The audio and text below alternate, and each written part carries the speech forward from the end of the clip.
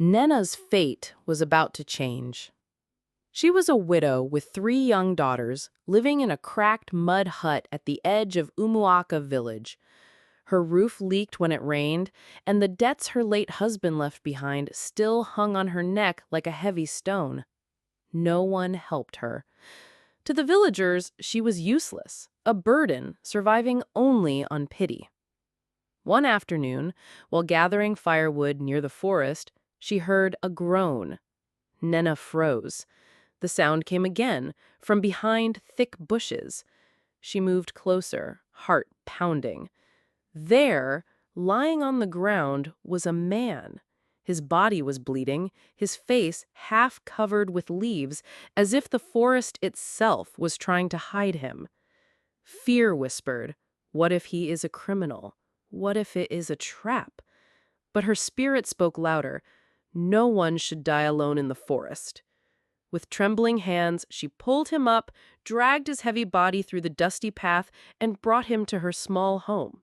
She did not know his name, his story, or the danger she might be inviting into her life, but that choice, made in silence, was about to change everything.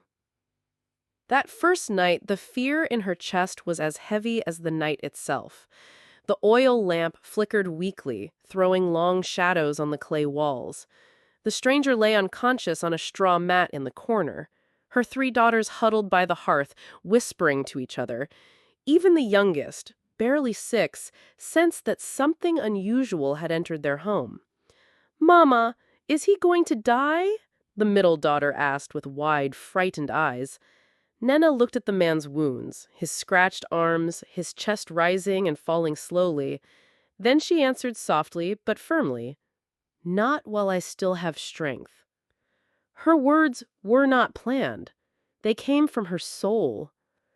That evening, their nosy neighbor, Ngozi, passed by and hissed through the window, "Nnenna, so now you bring strange men into your house?" Her voice dripped with judgment. Nnenna said nothing. She only pounded corn harder, each thud hiding the ache in her chest.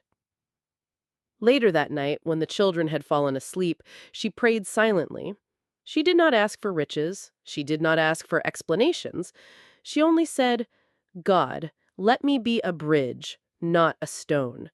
Use me to heal, not to destroy." The wind howled, the house creaked, fear pressed down on her. But beneath it rose something she had not felt since her husband's death, the deep instinct to protect, to care, to keep another soul alive. At midnight, the stranger coughed. Nnenna rushed to his side with the lamp. His eyes opened briefly, tired, sunken eyes, full of loss, not evil. Then they closed again. Her mother's voice echoed in her memory. "Even if the world says no, give water to the thirsty. God sees your heart." And so she decided she would keep him alive no matter the whispers. By morning, she had cleaned his wounds, cooked thin porridge, and saved a small portion for him, even though there was barely enough for her daughters. When he finally drank, his rough hands trembling, a single tear slipped down his face. He said nothing, but his silence spoke louder than words. That same day, he took an old nail and fixed Nnenna's broken kitchen door. He did it without being asked. He did it quietly, like someone saying thank you with his hands. The gossip in Umuaka spread quickly. "The widow has a man in her house," they sneered. But her daughters defended him. "He fixed our door. No uncle ever did that." Their voices silenced the laughter. Over the next days, the man, whose name she later learned was Obioma, helped gather firewood, swept the yard, and fetched water. He was still weak, still broken inside, but with each action, respect began to replace suspicion. Then one afternoon, Nnenna's youngest daughter, Ifeoma, wandered to the forest edge to pluck flowers. She did not return. Panic tore through Nnenna. She screamed her daughter's name until her voice broke. Obioma, though still limping from his injuries, grabbed a machete and entered the forest without hesitation. Hours later, he returned, carrying Ifeoma in his arms, asleep, barefoot, safe. There were leopard tracks near where she slept, he whispered. Nnenna fell to her knees, clutching her child and sobbing into the earth. In that moment, Obioma was no longer just a stranger. He was the man who had risked his life for her child. The story spread across Umuaka like wildfire. Gossip turned to silence, judgment turned to respect. People began to say, that man is not just anyone.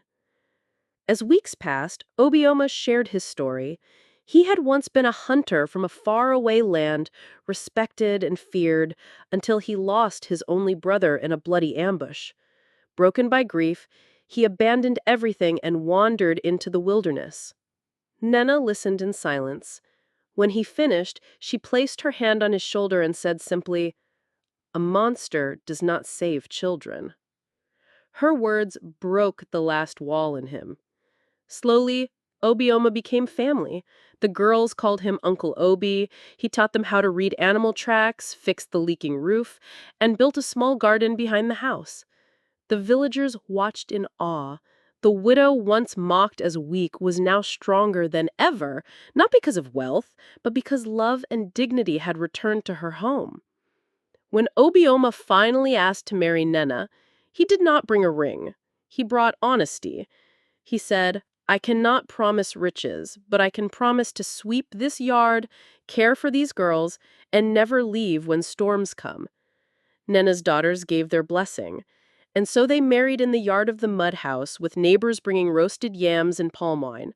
There were no drums, no fancy clothes, only truth. From that day on, the people of Umuaka no longer saw a weak widow. They saw a woman who carried a bleeding man into her home, who carried him again through the storm when he fell into a hunter's trap, and who carried her family with strength when the world turned its back. And Obioma, once a broken wanderer, now stood as a father, a partner, and a man who had finally found belonging. Because sometimes love does not arrive with music or riches. Sometimes it comes in silence, in scars, in mud, and in the courage to choose kindness even when the whole world says no.